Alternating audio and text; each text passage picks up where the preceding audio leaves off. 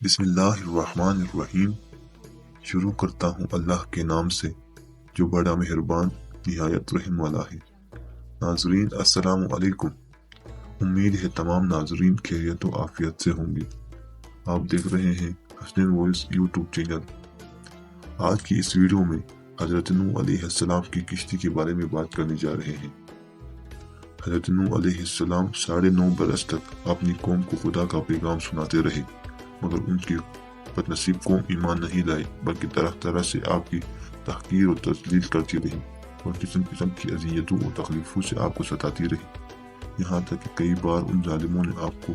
اس قدر زد و خوف کیا کہ آپ کو مردہ خیال کر کے قبروں میں لپیٹ کر مکان میں ڈال دیا، مگر آپ پھر مکان سے نکل کر دین کی تبلیغ فرمانے لگے۔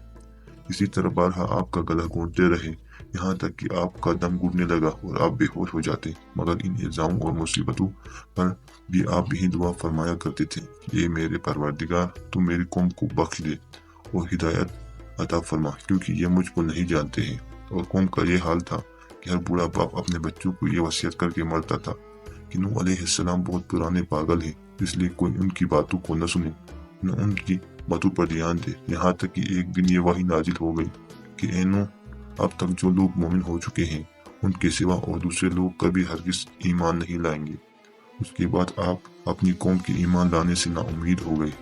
اور آپ نے اس قوم کی ہلاکت کے لیے دعا فرما دی، اور اللہ تعالیٰ نے آپ کو حکم دیا کہ آپ ایک کشتی تیار کریں۔ چنانچہ 100 برس میں آپ کے لگائے ہوئے ساگوان کے درخت تیار ہو گئے، اور آپ نے ان درختوں کی لکڑیوں سے ایک کشتی بنائی جو 80 گز لمبی اور 50 گز چوڑی تھی، اور اس میں 3 درجے تھے، نچلے طبقے میں درندے پرندے اور حشرات وغیرہ، اور درمیانی طبقے میں چوپائے وغیرہ جانوروں کے لیے،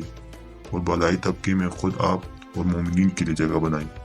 اس طرح یہ شاندار کشتی آپ نے بنائی، اور 100 برس کی مدت میں یہ تاریخی کشتی بن کر تیار ہوئی، جو آپ کی اور مومنوں کی محنت اور کاریگری کا ثمرہ تھی، جنہوں نے بے پناہ محبت کر کے یہ کشتی بنائی تھی۔ جب آپ کشتی بنانے میں مصروف تھے تو آپ کی قوم آپ کا مذاق اڑاتی تھی۔ کوئی کہتا تھا کہ اے نوح، اب تم بڑائی بن گئے، حالانکہ پہلے تم کہا کرتے تھے کہ میں خدا کا نبی ہوں۔ کوئی کہتا، اے نوح، اس خشک زمین میں تم کشتی کیوں بنا رہے ہو؟ کیا تمہاری عقل ماری گئی ہے؟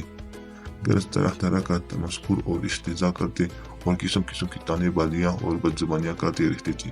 اور آپ ان کے جواب میں یہی فرماتے تھے کہ آج تم ہم سے مزاق کرتے ہو، لیکن مت گھبراؤ، جب خدا کا عذاب بصورت طوفان آ جائے گا تو ہم تمہارا مذاق اڑائیں گے۔ جب طوفان آ گیا تو آپ نے کشتی میں درندوں، چرندوں، پرندوں اور قسم قسم کے حشرات کا ایک ایک جوڑا نر و مادہ سوار کرا دیا، اور آپ کی تینوں فرزند یعنی حام، سام اور یافس اور ان تینوں کی بیویاں اور آپ کی مومنہ بیوی اور 72 مومنین مرد و عورت کل 80 کشتی میں سوار ہو گئے، اور آپ کی ایک بیوی وائلہ جو کافر تھی، اور آپ کا ایک لڑکا جس کا نام کنعان تھا، یہ دونوں کشتی میں سوار نہیں ہوئے اور طوفان میں غرق ہو گئے۔ روایت ہے کہ جب سانپ اور بچھو کشتی میں سوار ہونے لگے تو آپ نے ان دونوں کو روک دیا، تو ان دونوں نے کہا کہ اے اللہ کے نبی، آپ ہم دونوں کو سوار کر لیجئے، ہم عہد کرتے ہیں جو شخص سلام علی نوح فی العالمین پڑھ لے گا ہم دونوں اس کو ضرر نہیں پہنچائیں گے۔ تو آپ نے ان دونوں کو بھی کشتی میں بٹھا لیا۔ طوفان میں کشتی والوں کے سوا ساری قوم اور کل مخلوق غرق ہو کر ہلاک ہو گئی، اور آپ کی کشتی جودی پہاڑ پر جا کر ٹھہر گئی، اور آپ